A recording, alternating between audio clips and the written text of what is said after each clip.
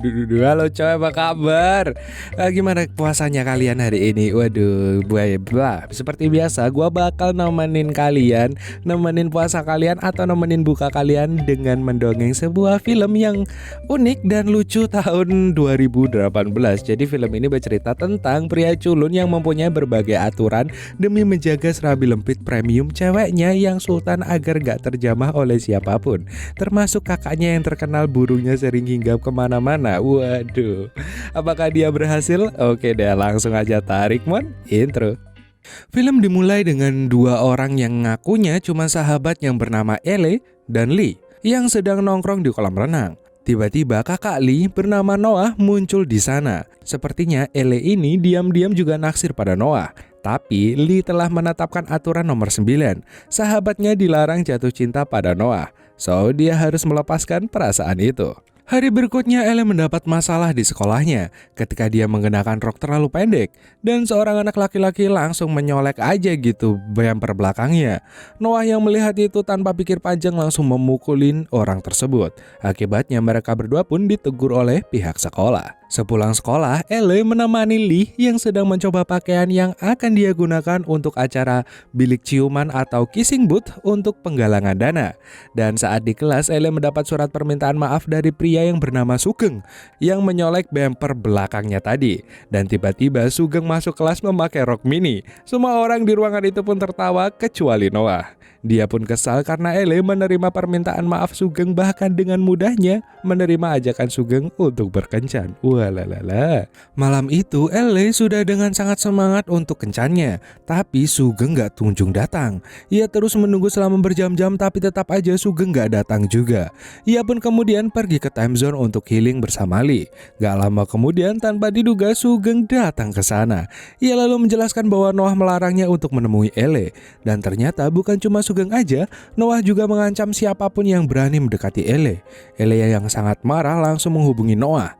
Dengan santainya Noah menjawab Noah hanya melindunginya karena Ele tidak memiliki pengalaman berkencan. Dan tentu saja hal ini membuat Ele semakin jengkel. Pagi harinya, Ele dan Lee mempresentasikan konsep dari bilik ciuman atau kissing booth-nya ke OSIS. Namun karena mereka tidak yakin atas ide itu, Ele berbohong dengan menceritakan bahwa Noah juga akan bergabung.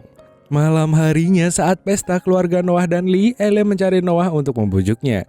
Dan setelah dicari, ia menemukan Noah sedang saling suap-suapan ludah dengan wanita asing. Melihat itu, Ele yakin Noah bersedia ikut untuk kissing booth. Tapi sialnya ternyata Noah menolaknya mentah-mentah. Dan Ele yang mengetahui itu merasa sangat kecewa. Dia pun melampiaskan emosinya dengan minum ciu buatan Mas Pono hingga teler. Bahkan dia sampai naik ke atas meja dan membuka semua armornya dan lalu jatuh pingsan. Keesokan harinya, Ele terbangun dan langsung panik setelah mengetahui dia berada di kamarnya Noah. Dia mencoba untuk menenangkan diri, tapi tiba-tiba Noah berjalan di depannya hanya menggunakan handuk yang membuatnya langsung magreng gitu. Ele pun langsung turun dari tempat tidur, tapi betapa kagetnya ia setelah sadar ternyata dia tidak memakai armor yang bawah. Dan diam-diam rudal Noah pun terbangun melihat Ele. Ele berusaha meraih celana pendeknya di lantai dan pada saat yang sama Noah pun membungkuk. Mereka akhirnya bertabrakan dan tanpa sengaja rudal Noah malah masuk kemana-mana dan Ele merasa sangat malu langsung pergi dari sana. Ele dan Lee sedang menyiapkan bilik ciuman atau kissing booth. Mereka mulai bermain-main saling menyiram dengan cat hingga seluruh wajahnya terkena cat. Kemudian Ele pergi ke kamar kecil untuk mencuci wajahnya. Tapi dia sangat terkejut setelah tahu bahwa dia salah masuk ke ruang ganti tim sepak bolanya Noah. Semua orang pun langsung menyorakinya sehingga membuat Noah marah dan mendesaknya untuk pergi. Namun Ele merasa capek selalu dibatasi oleh Noah. Dan tanpa pikir panjang ia langsung melepas armornya dan berjoget di antara mas-mas genit itu. Lalu pergi dari sana gitu aja. Waduh. Malam acara kissing booth akhirnya dimulai. Banyak orang berbaris untuk berpartisipasi. Tapi Ele dan Lee mendapat masalah karena mayoritas dari mereka hanya ingin menginginkan Noah. Akhirnya Lee pun menjadi sukarelawan untuk menjadi pencium. Dan sebagian besar dari para wanita itu pergi dengan kecewa. Sampai seorang gadis bernama Rachel menawarkan untuk menciumnya. Lee pun melepas menutup matanya dan langsung jatuh cinta pada wanita cantik ini. Ele pun terlihat senang ada yang doyan dengan sahabatnya. Dan 1 jam tersisa sebelum bilik ciuman ditutup, salah satu pencium wanita itu mengetahui bahwa di aturan berikutnya adalah pria culun. Ia langsung menarik dirinya dan memaki Ellie yang telah berbohong kepada mereka. Akhirnya Ellie pun menjadi pengganti para wanita itu. Tapi tanpa ia sadari, Noah memotong antrian sehingga Noah dan Ellie pun yang akan berciuman. Ellie terus bergumam tentang bagaimana dia belum pernah dicium dan tiba-tiba Noah langsung menyeruduknya aja. Dia tidak menyangka yang nyeruduk itu nikmat sekali sampai akhirnya dia menyadari bahwa itu adalah Noah dan hatinya pun mulai berdebar. Ia mulai merasakan benih-benih cinta dan karena enak, waduh. Akhirnya Ellie pun sadar setelah mendengar deru penonton dan dia ingat Lee dan segera mencarinya untuk menceritakan semuanya karena ia merasa bersalah. Lee pun ngambek gak berbicara dengan Ellie karena telah melanggar aturan nomor 9. Ellie mengerti betapa ketatnya aturan itu untuk Lee yang selalu kalah dari Noah yang dengan mudah membuat para wanita magreng-magreng. Setelah membersihkan acara tersebut, Ellie merasa sangat sakit hati saat melihat Noah sedang bersama gadis lain. Dia bergegas pulang, tapi gak disangkanya Noah menyusulnya dan menawarkannya tumpangan. Dalam perjalanan pulang, hujan pun mulai turun dengan deras. Mereka menepi di taman dan mencari perlindungan di bawah gazebo. Karena dingin, Ellie pun mendadak ingin anget-anget dan ia pun langsung nyosor gitu aja. Mereka pun terlihat sangat menikmatinya, tapi sialnya si penjaga keamanan melihat mereka. Tapi ia nggak marah, ia hanya bertanya pada Noah, kok beda lagi mas? Malam harinya Ellie dipaksa mandi bareng oleh Yoyo. Waduh, Yoyo siapa lagi? Untungnya Noah segera datang untuk menolongnya. Ellie lalu mengajaknya untuk segera pulang. Tapi saat akan pergi, Yoyo malah mengejek mereka berdua. Dan tanpa pikir panjang, Noah pun langsung menghajar Yoyo ini. Dan setelah itu, Noah mengajak pergi healing dengan mobilnya.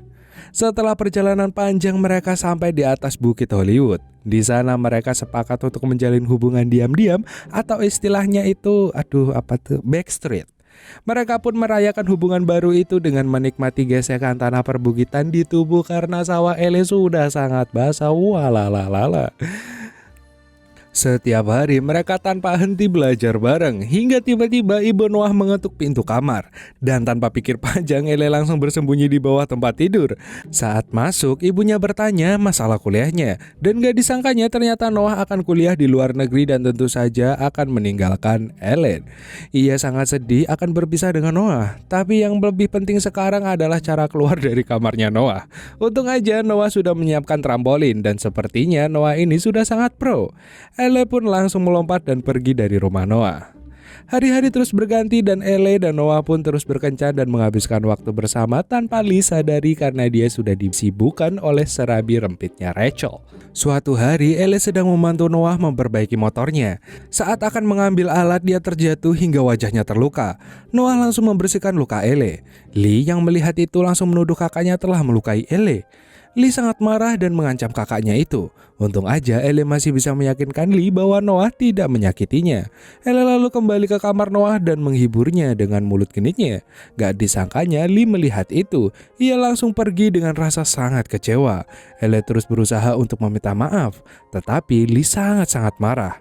Noah datang untuk menjelaskan, tapi dia menolak untuk mendengarkan dan malah memukul kakaknya. Tetapi karena dia lebih lemah dari kakaknya, dia gak bisa menang dan hanya mendapat malu. Ia pun pergi dengan mobilnya dan Ellie berusaha menghentikannya, tetapi tetap aja ia pergi. Ellie kemudian memaki-maki Noah karena telah menyebabkan ini semua. Dan karena gak terima, Noah pun akhirnya juga pergi meninggalkan Ellie. 2 minggu telah berlalu dan Noah menghilang entah kemana. Ia pun juga gak pernah masuk sekolah yang tentu aja beresiko pada kelulusannya dan juga kuliahnya di luar negeri. Ellie kemudian mencoba membujuk Lee dengan aturan ke-7. Dia gak peduli seberapa marah kamu dengan sahabatmu. Kamu harus memaafkan jika mereka memberi es krim. Ellie pun memberi dia es krim, tapi Lee tetap cuek bahkan membuang es krimnya. Di tempat lain, Noah akhirnya pulang ke rumah. Ia bercerita pada ayahnya bagaimana ia mencintai ayangnya si Ellie ini dan ingin serius dengannya. Sementara itu, Lee akhirnya mendekati Ellie di time zone. Awalnya mereka terlihat masih ragu, tapi akhirnya mereka kembali menari bersama seperti dulu lagi. Malam kelulusan akhirnya tiba. Ellie datang ke sana bersama Lee dan Rachel. Mereka menikmati malam itu dengan menari bersama dan juga mengenang sekolah mereka melalui foto yang ditampilkan. Dan disangkanya di tengah bilik ciuman diadakan lagi di tempat itu. Tapi yang membuat kaget adalah Noah muncul di situ dan semua wanita langsung berteriak kegirangan. Tapi ternyata Noah di sana tidak untuk itu. Ia di depan banyak orang menyatakan bahwa dia mencintai Ellie. Tapi Ellie menolaknya karena ia takut menyakiti hati Lee dan dia langsung pergi. Wah. Noah bertemu dengan Lee di rumah untuk meminta maaf. Dia juga memberitahu adiknya bahwa niatnya terhadap Ellie sangatlah tulus. Sekaligus ia berpamitan karena besok ia akan berangkat kuliah ke luar negeri. Malam berikutnya Lee berpakaian sebagai Batman dan Ellie sebagai Batgirl untuk pesta ulang tahunnya Lee. Lee memberitahu Ellie bahwa Noah akan berangkat ke Harvard hari ini dan Lee percaya ini yang terbaik dan Ellie setuju. Tetapi jauh di lubuk hatinya yang terdalam dia masih merindukan Noah. Pesta pun dimulai dan semua orang bersenang-senang, kecuali Ellie yang terus kepikiran Noah. Karena sudah gak kuat, Ellie memutuskan untuk meninggalkan pesta itu. Lee pun mengejarnya dan Ellie yang udah sangat rindu dan hancur karena kehilangan Noah lalu menceritakan kisahnya kepada Lee. Dia mengaku bahwa dia telah jatuh cinta dengan Noah. Jika Lee tidak bisa menerima ini, mungkin yang terbaik bagi mereka adalah tidak lagi bersahabat. Ellie pun menyadari dia harus melanggar aturan yang mereka buat dengan mengejar Noah.